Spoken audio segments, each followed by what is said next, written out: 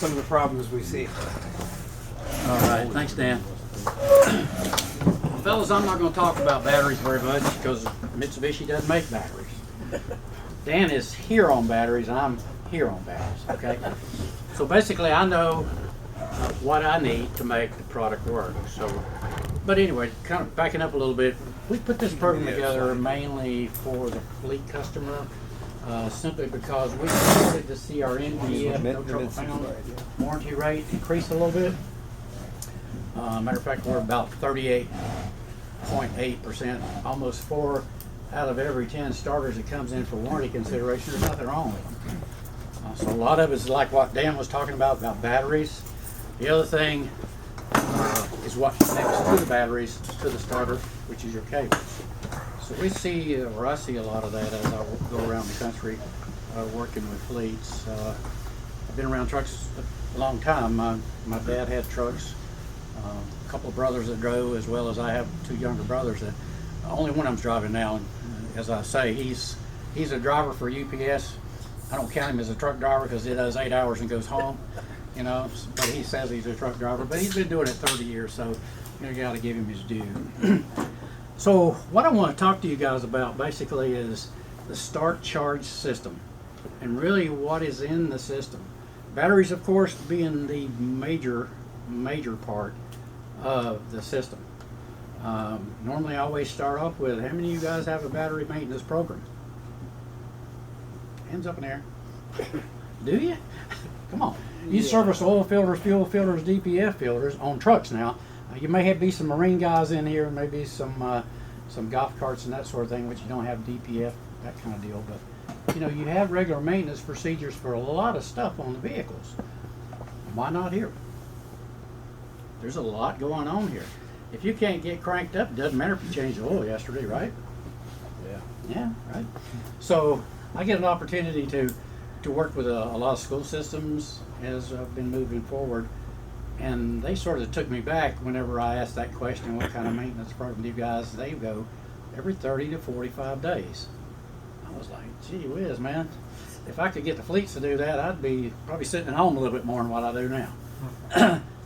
But they, you know, it was very polite the way the young man put it to me. He said, Danny, it's one thing if you got a truckload of product, whatever, sitting out here on the road, but you know, if you have a busload of kids that are down because of starting issues or something like that, that becomes a different deal with family members, parents, or you parents.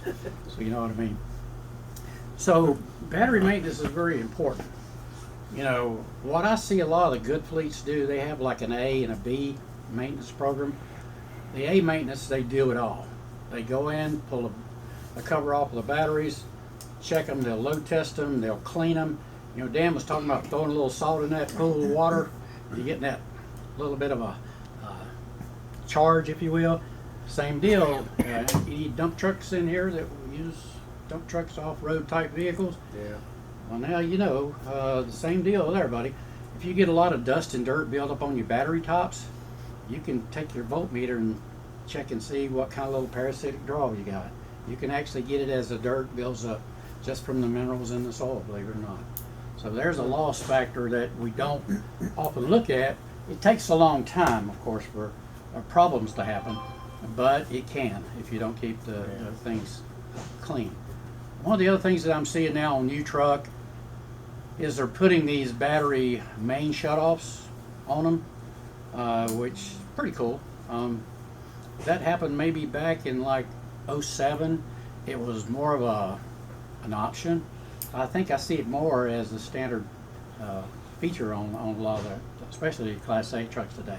Back in 07 during the downturn, not a lot of trucks on the highway, so they're parking a lot of vehicles. So they would shut the trucks off and wouldn't have so many battery issues like your drivers like to get out and leave the headlights on. Oh, yeah. That just tears me up too when I see it, especially with school bus. Those drivers are really bad about that. They leave the flashers on, the headlights on, and wonder why they have trouble. So draws on batteries are a big deal because it causes problems here. A starter, as you guys know, is a true electrical part. It will only do what it's told. As long as you hold the key, it's going to try to do its job. Takes that electrical energy, turns it into mechanical energy to start the vehicle. whereas your alternator is a true mechanical part. Takes that mechanical energy being driven by a belt, turns that into electrical energy to charge back your batteries. So they're two separate different things. But unfortunately, when you have battery issues or cable issues, you turn that key and you get that click, well, the starter usually is the part that comes off. That's the reason why we see the NTF rate so high, we think. Because there's a lot of parts changers today. People that come to these classes and get the information that Dan's putting out and being able to talk about this sort of stuff, get it. There's just so many of these things that come into us. If you burn it up, we'll give you another one. But if you send us a good one, my boss has the dickens of a time paying for good product. So we want to talk about what we're testing. As Dan was talking about batteries, if, for example, a driver comes in and says, I have a starting issue, maybe get a click whenever I turn the key, or I get a slow crank, what's the first thing you guys go for? Batteries. Absolutely. Batteries. It's the heart of the system. This is not the heart of it, and that's not. Batteries. I follow TMC very closely. TMC is the Technology Maintenance Council. They meet twice a year around the country. They have a spring meeting where they kind of talk about a lot of the recommended practices.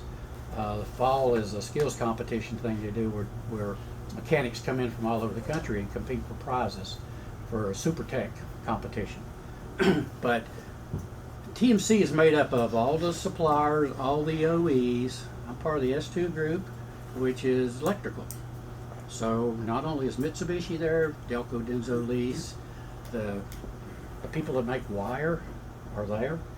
There's one gentleman that makes, God, I can't think what his name is now, Fred somebody.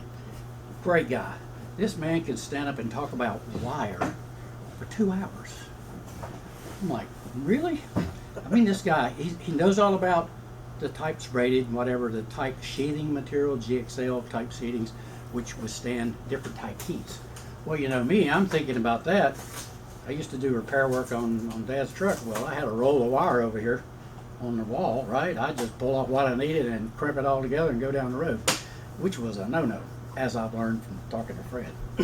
So there's a lot of things. And as these new vehicles come along, there's a lot of technology, like batteries, of course. They really came along in the last few years. Starters, gear reduction drive, compare the old 42 MTs that we used to deal with. It's 64 pounds versus 29 pounds. More torque and speed out of these because they are gear reduction 4-to-1 ratio here. So we're checking our batteries.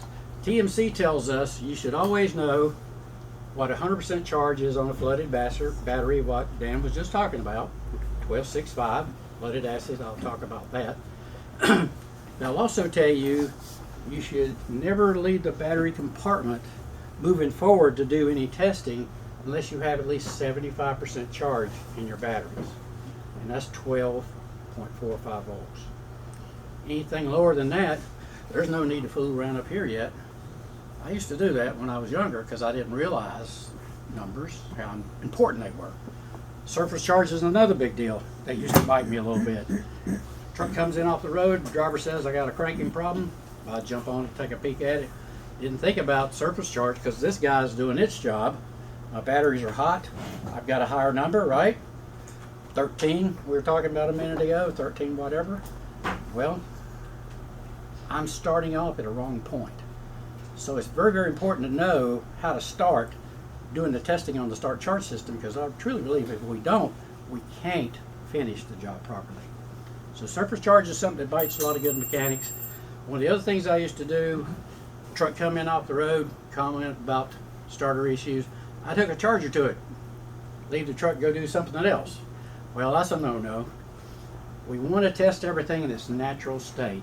When it comes in the bay, you guys are going to check it, make sure the surface charge is gone first. But if it came in tonight, you're not going to tackle it until in the morning that surface charge is gone. So we're going to test everything in its natural state. We're not going to charge nothing, we're not going to do anything. We're going to start down here at the battery or batteries. We can test them individually or test them as a pack and see exactly where we're at. All right, now I use a Medtronics basically because it's easier for me to get on an airplane with this than it is a carbon pile. Not to mention, a lot of the OE dealers now are required to have this to do the start charge system test. Matter of fact, the warranty now requires those guys to use something similar to this. It comes with a printer, so they'll go through the whole system check, print it out, they can put it on the warranty claim, or even provide that to the customer to show them what's going on. Back in my day, we had the carbon pile. I'm actually dope testing this battery right now, so I can sit here and talk about it, you know, till the cows come home, but I don't have to worry about, you know, swelling the battery and causing a problem. But I've got an AGM battery there that I've tested out, and open current voltage on this thing is 12.82. I just got through telling you about 12.65. It's flooded acid, right? AGMs are a little higher, so big difference between the two batteries, and we should always know from our battery manufacturer what the 100% charge is, so we can kind of calculate backwards from that. Okay, I'll show you this too, fellas. This also has a voltmeter function on it, which tells me that And by the way, that doesn't have a surface charge on it. That is the static voltage, 12.8. yeah, she Yeah, is. what is that? That's the North Star down there, AGM.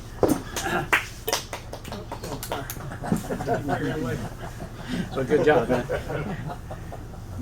All right, I may have a little poor connection here, but I got so many connections on there. 12.75 is what I'm checking it with a voltmeter. But you guys, this is open current voltage. Okay, it doesn't really say, like Dan was saying, doesn't tell us how healthy the batteries are. That's when we load test, which is what I do here, and what you guys do with your carbon piles. Okay? So once we determine that our batteries are good, what's the next thing that you're pretty much looking at in the system? What's that? Connections. Exactly. See how simple this is when we really break it down? Yeah. You might mention, you know, where you test that thing on the pad. Oh, I can. It's kind of hard for you guys to see it, but these have the stainless steel studs on them. What I've got, guys, is what I'm using here. I have these lead adapters, and I screw them all the way down on the lead pad. Of course, stainless steel, maybe you get a little different reading there compared to the lead pad. Anytime that we're testing, we definitely want to test at the bottom of the, or actually on the lead pad itself. Don't hook your meter up to the stainless steel stud, because you can actually get a different reading there. So I always use those. They're very, very handy. So we're talking about our cables. You know, Dan mentioned a while ago some of the problems that the starter can actually have based off of low voltage, low battery current, right? Well, this is a big part of it here. These battery cables, one of the biggest problems that I see, especially when the vehicle gets some age on it, you get, you know, what was that we saw down south? This particular truck was a 1999, and they had replaced 2 starters on it, and the customer was a little upset because the starters were actually burned up. Well, finally they got it into the shop.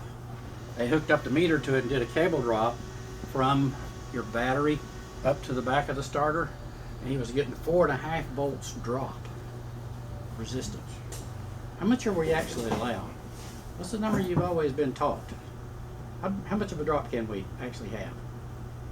You guys know what that number is? Don't know that one. It's not much. 0.5 volt. This old boy was at 4.5. So what do you think was happening to this guy? Not enough. Man, it was suffering. You can only imagine. Turning slow. You know, a truck is going to crank probably within 2.5 seconds, 3 seconds max. But you know, he was turning slow, turning longer. You know, the cables were getting hot. The starter itself was degrading. Remember Dan was talking about how you can weld those points together. I think you said something about if it ever does, Oh, yeah. you gotta try to figure out how to get that battery cable cut or Disconnected as fast. or hopefully you got one of those manual shut-offs so you can shut the system down. Nope. It just burned to the You end. just gotta and be it was- quick. It was toast. You can burn that baby to the ground. You really Yeah. can. So battery cables, cable connections, That's the reason why we talk about battery maintenance. You know, take the top of that battery cover off, check and make sure the batteries are clean. Make sure you have good clean copper. If you notice here, we've got nice Yeah, copper. that's what we. There's no green here. Yeah, If you got green copper, you don't have copper, you have resistance. polish up both sides and put her back together. Yeah, and the other thing, make sure this, now that's a good deal to do, but if you're taking it off, kind of twist that cable just a little bit. See if you hear that little grinding in there where it's sort of like popping and crackling. That lets you know that, yes, it had corroded, and now it's starting to creep down into the cable itself. Yeah. And that's a bad deal. You can't see it. You done cleaned up here, you think, well, man, I'm good. But if you do your cable drop, you'll see that which cable, positive or negative, it'll give you the amount of current drop per cable. And it really saves you a lot of time and guesswork. Okay? So 1/2 volt drop, right guys? Any more than that, it's going to cause you some problems. The next thing that we look at here, of course, is the cranking cycle by which is connected here to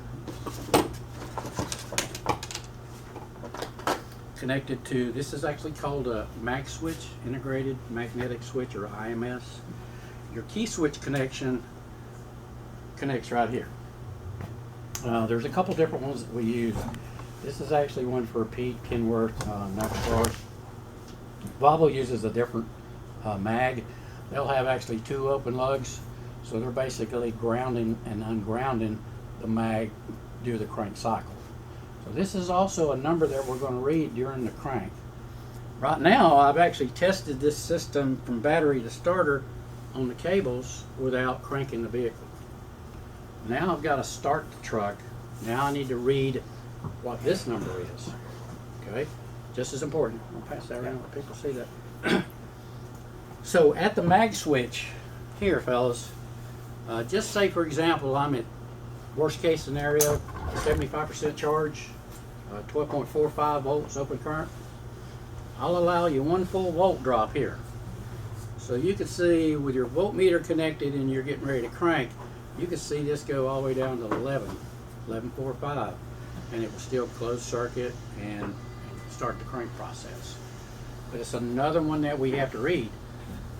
Most people go here and think everything is great and really don't look so much here, because the mag switch today on new starters, Mitsubishi is a supplier. We build everything you see, and we put the mag actually on the starter. Back in my day, the mag was up on the firewall or down in the battery box. Yeah. And on some of your newer trucks, you could have 2. I know Pete, some Pete models they use 2 mags, and some Volvos they run 2. So there's no problem there. The problem I have sometimes, as I go out and work in the field, the guy took this off. Yeah. Just Kenworth has a relay in the battery box. It goes from the key. Exactly. And so that goes from the key to that one. And then, but that one gets current right from the starter itself, which these guys have told me it makes a big difference. Yeah. So don't take that off. Don't take it off. You know, I'm not an engineer. There's a lot of smart kids up there that engineer and design this baby. But I've seen it many, many times where they take them off thinking, well, I got this one on the firewall, so I don't need another one, right? Well, That the was truck my was question. designed for that. And when you turn the key, they'll click each other on and start. Not to mention on Kenworths, you have on the T660s, you have 4 relays that actually power up before current is sent over here to even start the crank process. So there's a lot of stuff happening today. For example, back in my day, when you turned the truck off, it was off. You know, today you turn the truck off, that baby's still alive. That's the reason why we talk about surface charge, we talk about draws, but Good Fleet, for example, down in Arkansas that I work with, this fleet gave their drivers all these nice little Coleman coolers that stand about this high.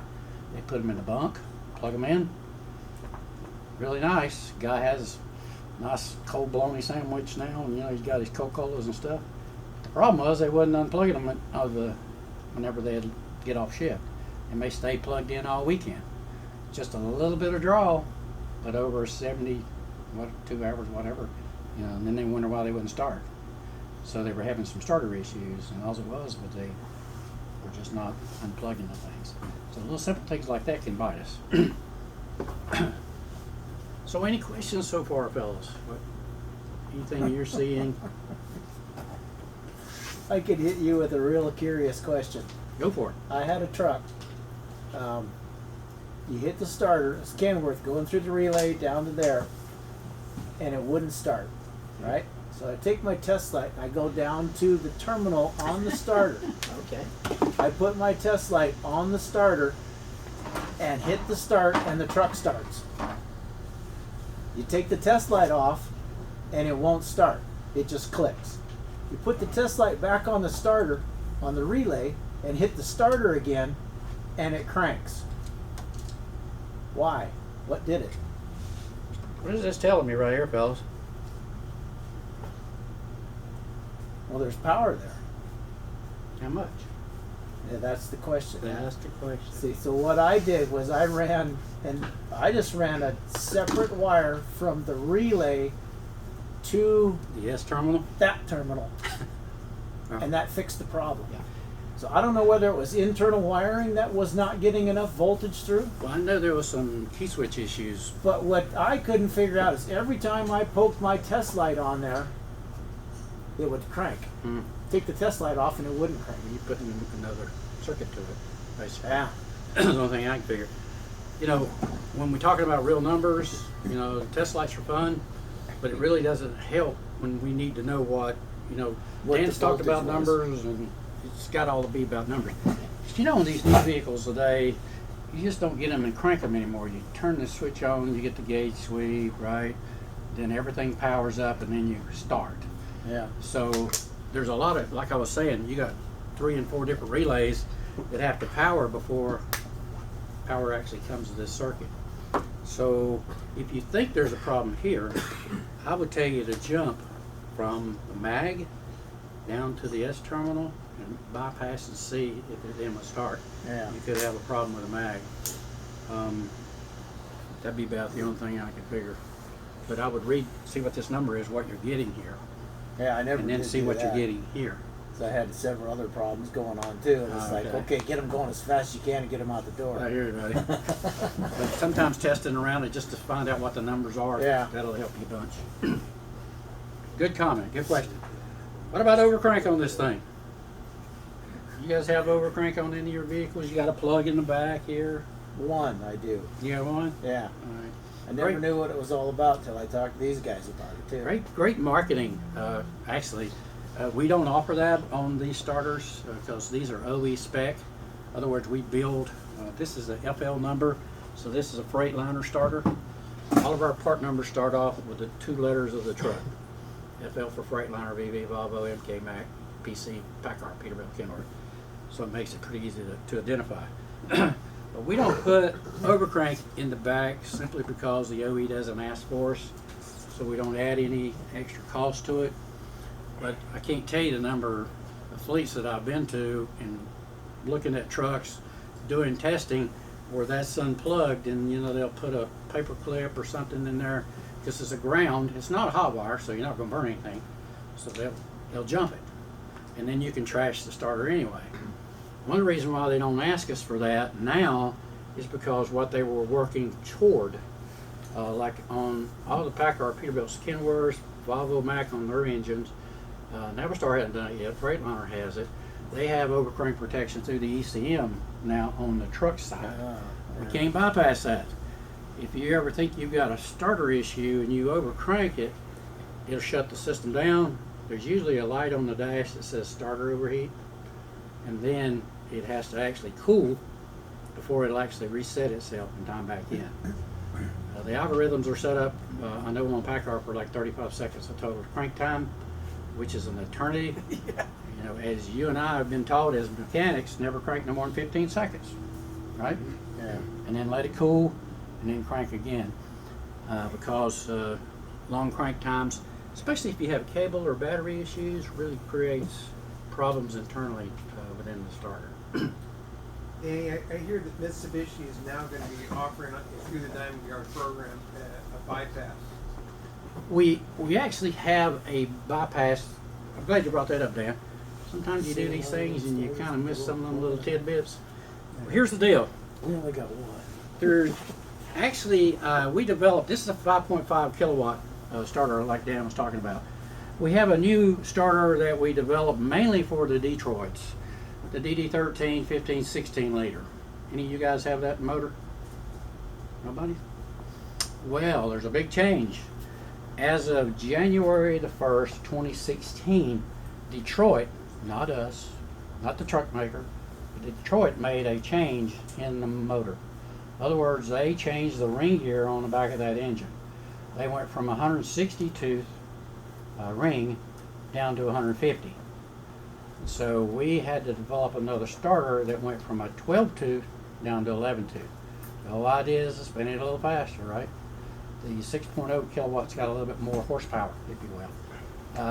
And so if you do run into any of those from January 1, 16 back 15, 14, so forth, there is a part number for that starter. The new starter for January 1, 16 moving forward with a new ring actually comes with a jumper plug, if you will. So if you're taking off one of the Delcos and replacing it with ours, and all of a sudden you got this wire hanging down. So this particular plug is just a 2-wire connection. You plug it into the harness, tied up out of the way. If you had never done this yet, you know if you leave it unplugged, you're not going to crank. You're going to put that brand new starter on there and hit the key, and you're going to go, what the heck? It don't work. So that little wire will give you a fit if you don't know. I'm sure you can call these guys right here and they'll tell you that right off the bat. But if you're buying the new starter that we offer, it comes with the jump plug in the box. FLA 579. But it'll come with a plug because what we're doing is replacing an old starter, especially if it was a Delco. You have to put that plug in there. If not, there's also instructions in the box that tell you you can cut the wire, put a butt-in connector on it, crimp it, put heat shrink material on it, and do it that way too. But I guess if it was me, I'd always prefer maybe just put that plug in there. That way I'm not really screwing up the wiring harness. One other thing. I'm sorry. What was that? I said we brought him the sample plug Oh, so did that you? we could get it installed. Well, I tell you, it makes the job much easier, for sure. Anybody work on any N14s? Whatcoms? Okay, cool. Anything you don't work on, Bruce? I think you should probably work on every motor there is. Yeah. Well, you know, on that N14 now, you take the starter off, you get this big shim, spacer, adapter, whatever you want to call it. And 9 times out of 10, or probably 10 out of 10 times, when you pull the starter off, that big boy is going to stick to the starter. It's going to have this much grease on it, so you're not really going to see it. So be aware of that. Take that shim off of there and put it on your new starter, because if you don't, the pinion is going to be right on the ring and it can't fully shift out and actually engage. So you won't start there either. There's nothing like having to take that starter back off. Oh, and there's nothing like trying to find that old starter because you probably left a core someplace, and there's where the spacer is. Yeah. Right. So be careful of that. That is also in the instructions that come in every box. If you like me, I'm a guy. I don't read that till I'm in trouble. You know, I'm never lost as long as I got a tank of gas. You know, that's just life, right? But there's a lot of little good information in the box that comes with every starter, as well as alternator. So if we have everything that we need, we are to be able to crank up and roll down the road. It's when we don't have it is when we start to scratch our head, try to figure out what to do. Why do we hit this thing with a hammer? I see these starters all the time that comes back in for warranty. They got hammer marks all over them. Yeah. Why do we do that? Is that what we were taught? To get it to start one more time so you can get it in the door. You don't have to tow that baby, right? Right. Well, yeah, you know, on like the big 42s, the big cast iron jobbers, yeah, you could whack it a little bit. These, the way they engage, and the dual spring arrangement that they have, they're really not susceptible to sticking. Low current is usually one of the problems. We actually chamfer the gear in 3 different locations, top as well as both sides. If you look at some of those old starters, they'll be chamfered as they engage, but not as they release. So after a period of time, you know, they could get boogered up a little bit, and you got low battery voltage there, and they may stick. So we will always talk to tap on the solenoid, right? I saw one up there one day in the lab. It had just a perfectly little round hole right here. I could actually see the brushes. You know the guy took a ball beam hammer and whacked it, you know. Instead of hitting over here was actually metal. So don't hit them. Don't use that test light. Make sure that we're checking numbers, and I think you'll always be good when we're looking at starters. Okay? What's this guy over here? Battery charger, Dan said? Yeah. Is that what you're saying? Yeah. Battery charger. Come on there, guys. This is there to maintain. It's not there to charge, it's there to maintain. So think about this. You know, I usually ask the group too, when you have a battery issue or you are replacing batteries, buying new batteries here, you take them back to your shop, you're getting ready to install them in the vehicle, you test them before you stick them in to see if they're 100% charged?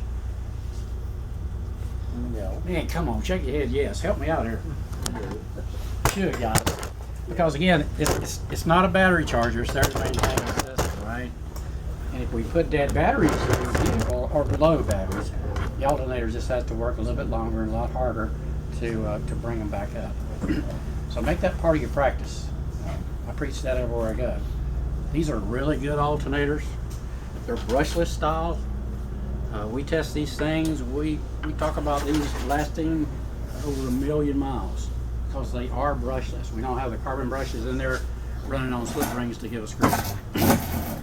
You'll also notice it is a 5-wire design. I have a hard time saying 5-wire. You know, as a southerner, some things I just can't spit out.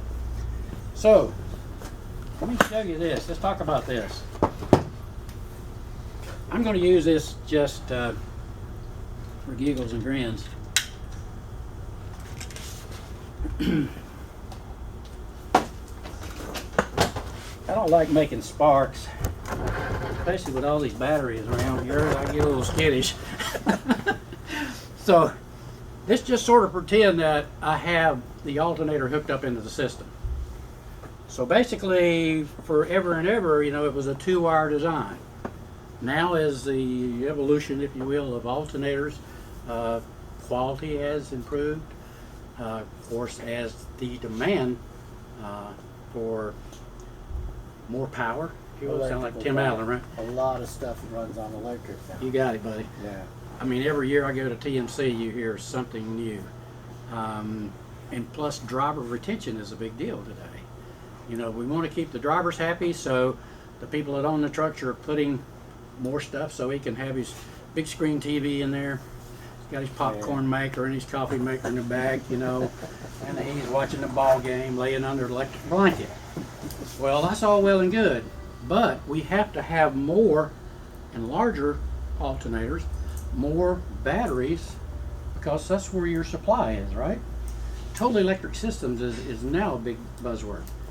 Last time we did the Mid-America Truck Show over in Louisville, Kentucky, I can't tell you how many APU units that were for sale. I never seen so many little diesel engines. So you have the little diesel engine, but they don't allow those on the docks in California because they're not emissions, you know, friendly. So total electric systems are becoming a bigger deal. I saw a fleet here a while back that had 12 batteries on a truck, total electric APUs, switching devices. So as the battery voltage went too low, it didn't take the cranking batteries away, so he couldn't start and leave. So things are changing constantly. So things that we're seeing now and talking about is not only brushless, we feel like the brushless is more longevity there, but also if you look at things like, well, let me stay back here for just a minute. We talk about the fact that these are 5-wire design. How many of you guys are running at least 3 wires now on your alternators?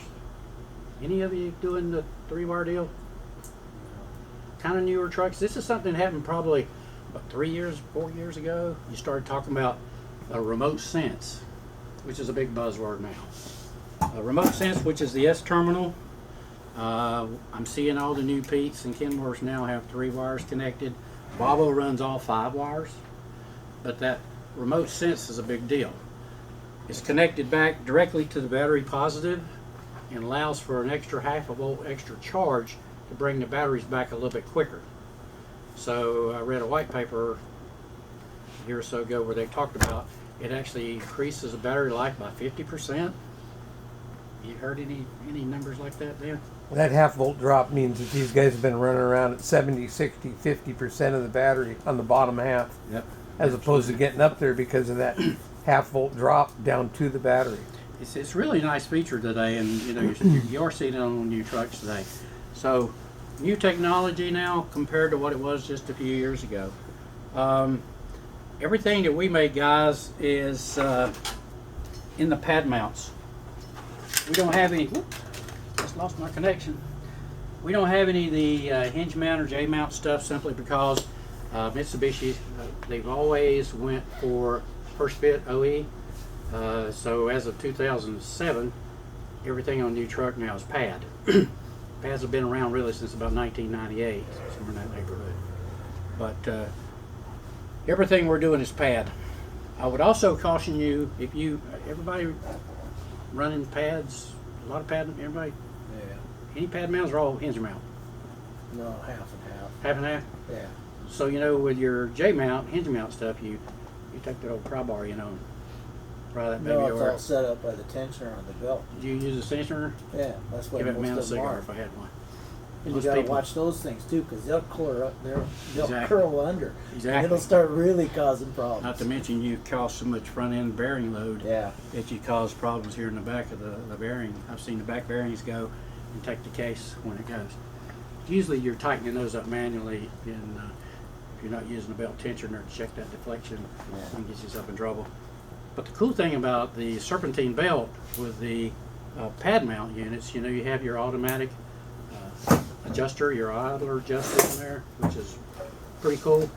But I would also tell you, as you get older vehicles, check that idler arm. In that arm you got a square hole, which will take a 1/2-inch ratchet. You put it in there and move that arm. Yeah. Make sure it's free, because if it ever gets rusty, it doesn't move. So you're not really keeping good tension on your belt. And what it will cause you is you'll see the belt will get glazed. And that's kind of a tattletale sign that it's slipping. The alternator is good shape, but unfortunately it can't turn the speed because it's slipping like spinning tires out here on the road, and thus the batteries don't get charged. So that bites a lot of good mechanics as well, I've seen. We also we still stick with the external fan. We hear features from some of our competitors where they run dual fans internally in the alternator. They talk about what a feature that Some of the newer is. ones are that way. The older ones were all external, but some of the newer ones are all internal now. That's right. Yeah. We do that on the automotive side. We don't do it on our heavy duty stuff. Of course, our home office is out of Detroit, so we do a lot of stuff for the automotive industry. So on our automotive alternators, they have dual fans, but the engines are turned sideways in the car, so we want to make sure we get enough airflow. But it does take more horsepower to turn this. I was talking to Horton, I believe it was, at a show, and they were talking about their 19-inch big clutch fan. They did some testing with that clutch fan, along with alternator, air conditioner, compressor. They could lose as much as 75 horses, 75 to 80 horses out the front of the motor. That doesn't go through the transmission to push you down the highway. So efficiency-wise, we use larger bearings, and so it spins freer, less horsepower, which actually equates to better fuel economy, believe it or not. How do you guys test your alternator? What kind of testing are you doing? Do you test them? Nope. Replace them?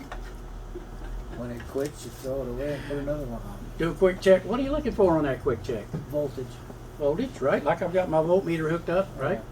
So I'm just checking to see, how do you do that? Are you just checking it at full load, or? Just checking it. It should be up in 13 range. If it's down in 11, it's not good. Yeah.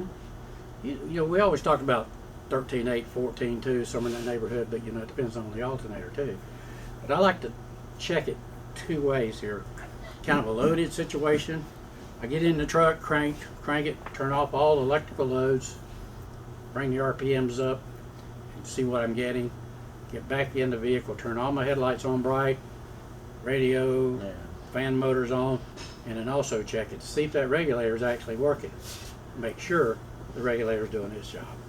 You do that with your voltmeter. What other checks would you make on an alternator? Anything else you're looking for? What's this thing rated at? 200 amps? Right? Yeah. We do 160 and a 200. So you take your amp clamp, actually,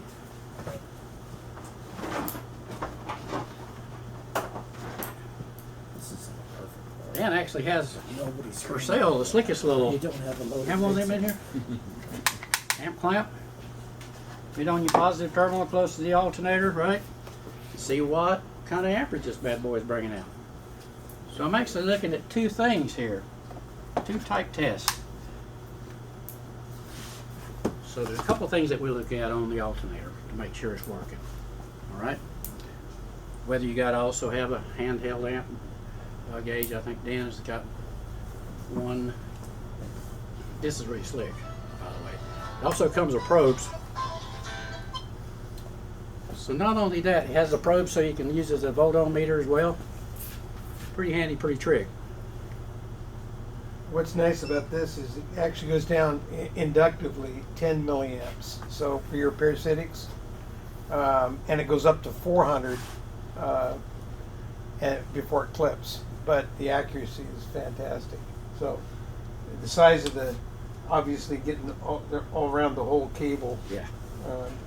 But Close enough. Closest to the case that you can get it, or closest to the alternator that you can get it, so you get your reading. But I think also, guys, what you're seeing and what you're hearing from me is having the right tools. I'm not a tool salesman, but having the right tools to do this type of testing is paramount.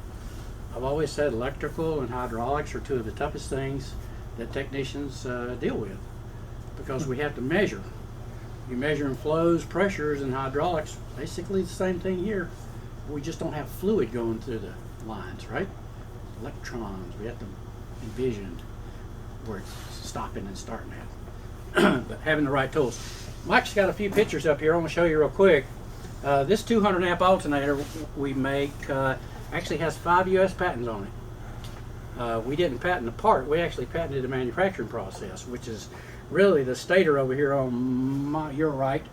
The one over here on the left is just a standard stator that's been like that, Dan, since we were this high. You know, it hadn't really changed over the years. You got a bunch of them back here. I was looking at them a little while ago. He's got more stators back there than Carter's got liver pills. But you'll notice here, fellas, this braided type design is what we're doing here now. We're putting 20% more copper into a smaller piece. Efficiency-wise, the more copper that you can put in there, the more efficient it is. Plus, you'll see here the competition still uses a lot of nuts and bolts, if you will, to hold things together. Heat and vibration are two of the bigger killers of alternators. When these screws rattle apart, things come loose internally. We don't have that issue with ours. actually, it's a triple wound stator. Triple. So you got actually one more complete phase that you would be able to rectify. Not to mention your iron core. So how are you making your connections if you don't have wires coming out? We have All right here. we actually clipped them all off so we could have the photograph. You can see some of your connections here. Yeah, the next picture I think Yeah. Dan Oh, does it? shows Okay. it better. There you go. They're kind of standing up now looking at you. Yeah. But not only is this is one of the features of this alternator. Let's see what else we got here. We should probably cover the wire connections on the alternator. every one of their alternators is a self-excited, one wire, truly, doesn't need any connection on Exactly. it. So, Isn't that pretty standard though right now, Ben? Or yeah, pretty much. You see some- Most everything is some of the Leastonvilles Have is to come ignition up to the- excite. Yeah. So you have an L terminal, a lamp terminal, or if you a lamp driving, if you got a lamp circuit, or an ignition, you can do either on that terminal. You've got your sense terminal, remote sense, and you got your stator or your TAC terminal. So none of which are required to operate. So you've got your positive and your ground, basically, and that's pretty much it. Yeah. Positive, remote sense, relay, or sine wave, or tachometer, and your V plus. So fairly easy from a standpoint of wiring. This comes in the box. And one more thing, just so you know, is you've got all pads come in two variations. Mitsu uses a narrow spread, which all blocks are drilled for both applications, for a narrow spread or a wide spread. And yeah, it takes a little bit of effort to clean the hole out and run your bolt down there and clean it up or tap. But it will fit on any pad. They even had a quad mount, but it's the same thing. The pads are all the same. The front hole's the same, and then the back hole has the two different options. Right. Yeah, it could be either or. I've actually seen, like that would be 6, right? You got 4 and there's another set. It really depends on the engine manufacturer where they'll be. Could be on the back, could be on the front. But you know, when you're, like I was looking at a C12 today, an older unit with a hinge mount alternator, but the holes were there. Even back in the late 90s, they put them in there, so there was still 2 different designs at that point being made. So you just have to look for them. There's a lot of grease and dirt on the block itself, but they're there. You want to, Good. there's a difference basically in the coil on it, the way it's wound. The one on the right's the Mitsubishi stainless steel. We've got plastic over here on the other side. But the real killer, as far as I'm concerned, is that rectifier. And these things are designed for 1 million miles. Everything Mitsu builds are designed for 1 million miles operation. 1.5 actually. Oh, on the no kidding. alternators. Yeah. Yeah. 1 million miles on the starters, 1.5 million on the alternators. That brings up a good point. Think about it. Someone was asking you how long you get out of a battery. I hear the same thing. How long can I expect to get out of my starter? Well, somewhere between 0 and 70,000 starts, maybe. Tell me how well you're maintaining your electrical system, how good the batteries are. Because if the batteries are bad, you can hook up a new starter, crash it out pretty quick. Or if you got issues here, which I've seen several times, corrosion here, which is not charging the battery, so the batteries are weak, the starter clicks, they take it off, and really here was the culprit. So you see how each part affects the other. That's the reason why when we talk about you go to an OE dealer with electrical issues, they're going to run a total circuit test on the whole deal and not just go for what they hear. What was the engine that which recently at the dealers were having the problems with the starters burning up when they're changing fuel filters? 13s, 15s, Yeah, and 16s. Okay. Detroit diesels. Detroit diesels. And the reality is that when you change that fuel filter, you've got to crank that thing for so many cycles to get that fuel primed. And the Mitsu will double the 39 MT cycle Triple count. almost. Almost triple the cycle count. And it was a solution for those 3 engines. Actually, I think the 2010 to 2015. yeah are all OE now Mitsu as a result of it because they couldn't keep them. And in fact, they were recommending at the dealers to go back to the 42 MT because they couldn't get something that would live. And it's really about dissipation of heat. And you know, we've done our testing, and I'd like to go into that if we can. Sure, yes, sir. We tested a 42 MT under the same exact parameters: battery size, voltage, speed of shaft, 5 different speeds of shaft, down to 1,000 shaft speed, and then measured in Newton meters the torque, the kW delivered, the power, the efficiency, and the amount of current that it was pulling. And what we discovered, and that's one of the reasons we really like Mitsubishi, because I believe they're living out there longer because they don't pull as much heat. Exactly. They know how to build that thing, and the mass, of course, was the real problem. When you go from 70 pounds down to 39 or 29, you're eliminating a lot of heat dissipation. But so it's running 130 amps lower than the 39 MT. Looks just like it. Yeah, We and used to make those, by the way. so 130 amps is a fair bit of heat. And the other thing we discovered is the KW ratings. If you're thinking 5.5 and well, this one's got 7.6 or KW, it's BS, frankly, based on our tests, meaning that it's just power consumed. So all you got to do to change your spec of your starter is drop the internal resistance of your batteries. In other words, provide more current to your batteries, and your increase of power is there because your voltage is higher and maintains a higher voltage. So at 1,000 shaft speed, you're pulling 7.6 kW out of that starter, if that's what you want to do.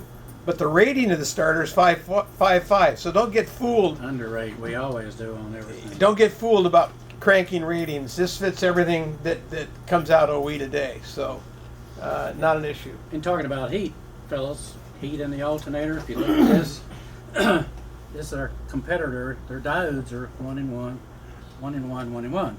So they're close together, so they can self-heat when they turn on. The way we're doing it here, our diodes are spaced out all the way around this horseshoe. So they're separated so they don't self-heat, if you will. Plus, if you notice, we call this fine heat sink material. The way we do the fins so much smaller, finer, thinner, versus that's a pretty good chunk of aluminum, but they're really short little fins.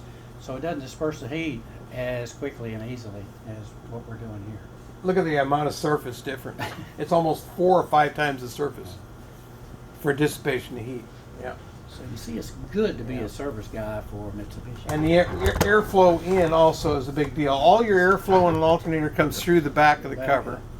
Yeah, and out the front. Never the other way around. So your fan in the front is pulling it out. And then the other issue is horsepower rating. I gave you all a slip that I think most people don't get, but for 100 amps delivered at 14.6 volts, it takes 3.8 horsepower to do that, and that's physics. So if you're at 200 amps, and truthfully that delivers about 240 cold. So again, underrated. But if you're pulling 200 amps, you're at almost 3.8 twice, 7.6 horsepower just to turn the thing under full load. And that's robbing horsepower. So when it comes to efficiency of output, I believe there's a percentage more efficiency on this alternator over any. We need to talk about an engineer on that one. It's somewhere around 3 or 4% more efficient delivery power than anything out there, as well as, and we actually can prove that too with our testing. Because you talk about shaft speed, I think you probably were measuring shaft speed here. Yeah. I think you see most alternators max Yeah. highway speed out there at 55, 60. Shaft speed is going to be somewhere around 8 grand, 8,000 Max. max. Yeah. Well, again, this is where we sort of underrate ourselves. We can actually run at a 10,000 RPM, maximum continuous RPM. I had the opportunity to go to the factory and go in the quiet room. They have a huge quiet